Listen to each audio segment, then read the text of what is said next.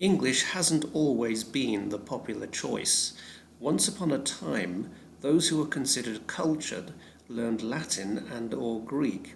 Soon after, French was the popular choice where second languages were concerned. English as a second language gained importance not so long ago, in the mid-19th century. Before the late 19th century, second language instruction followed what was called a classical method of teaching. Latin and Greek lessons were based on repetition drills, and students were asked to read translations of ancient texts. Since the 1940s, communicative skills gradually became more and more important to those who wanted or needed to study other languages. And that's when many of the different theories of second language acquisition began to appear. Find your teaching method. So I'll now go through different teaching method styles. Okay. Number 1, the direct method. Teachers have been using the direct method for years. The benefit of using this method is to immerse the students in English. This is done by providing demonstrations on how to use the language with the help of realia and visual aids. The teachers who use this method teach grammar inductively. In other words, the rules of grammar are not taught directly. Grammar rules are avoided as much as possible, and there is emphasis on good pronunciation. Teaching with this method is performed entirely in the target language, and students are discouraged from using their native language. Number 2, audiolingual. This method became very popular in the 1960s and was based on the behaviorist theory of learning. It held that language learning is a kind of behavior similar to other types of human activity. According to the behaviorist theory, teachers elicit responses through stimuli. The response is reinforced by the teacher, and if this reinforcement is positive, it encourages the repetition of the response in the future. In essence, it relies on the idea that learning a language is like acquiring habits.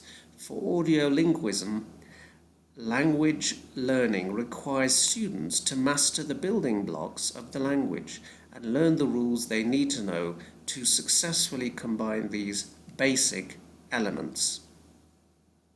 Typically, there is a great deal of practice through dialogues and conversations.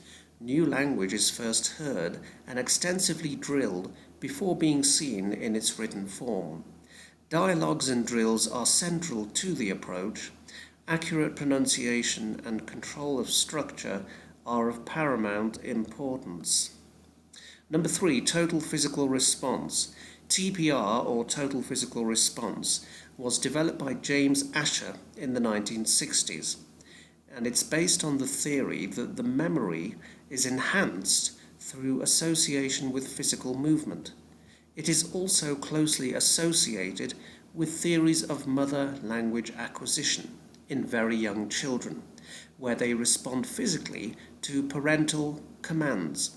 TPR as an approach to teaching a second language is based first and foremost on listening, and this is linked to physical actions which are designed to reinforce comprehension of particular basic items. The fourth method I'll briefly discuss is called communicative language teaching, or CLT. Our knowledge of second language learning has changed a lot. Before, language learning was based on how well students knew and could manage grammar, and the learning was under the teacher's control. Views on language learning have changed a great deal in recent years. It is now seen as interactions of the learner and those who use the language. Language is used to create purposeful and meaningful interactions. Also, learners are able to experiment with different ways to say something. The focus of communicative language learning is to enable learners to communicate effectively and appropriately in the various situations they would likely find themselves in. Number 5, the fifth method I'll discuss, teaching method, is called task-based language learning. In task-based learning, the main focus of the teaching is on completing a task. The task in itself is interesting to the learners, and they need to use the language they already have to complete it. More attention is placed on the use of the language and not much on accuracy. Language is the instrument the students use to complete the task. It is an activity in which students use language to achieve a specific outcome. The activity reflects real life and learners focus on meaning. They are free to use any language they want. Some great examples of tasks are playing games, finding information, and even solving problems. By using them, students will generate their own language and create an opportunity for language acquisition. Okay, the final or sixth teaching approach I'll discuss is called the natural approach.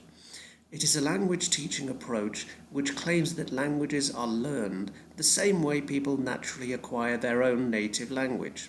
It focuses on the similarities between learning the first and second languages and adheres to the communicative approach to teaching. In this approach, students learn by being exposed to language that is comprehensible or made comprehensible to them. In this approach, communication is considered the primary function of language. Therefore, it focuses on teaching communicative abilities. In other words, language is viewed as a vehicle for communicating meaning and messages, and vocabulary is very important to achieve this. So, this means that language acquisition takes place when the learner understands messages in the target language and has developed sufficient vocabulary. In fact, according to the natural approach, it should be easier to reconstruct a message containing just vocabulary items than one containing just the grammatical structures. Second language teaching has definitely come a long way, and considering how much we know now, it has a long way to go still. It is hard to say which method or approach is the best. Different students and needs may require you use more than just one, even at a time. The trend has been toward combining different methods and approaches, and this is probably the healthiest approach, for it accommodates many styles of learning. Also, it allows teachers to decide which elements are most effective and which of them really work in the classroom. If you combine methods, you take the best that each has to offer. After all, teaching languages is not easy. In the end, it's all about providing our students with the tools they need to function in the target language. Okay, this audio has been done by Asif Khan Minhas from England, and I teach at the Mahala campus at KKU in the PYP program. Thank you for listening. This is the end of the explanation. Thank you. Goodbye.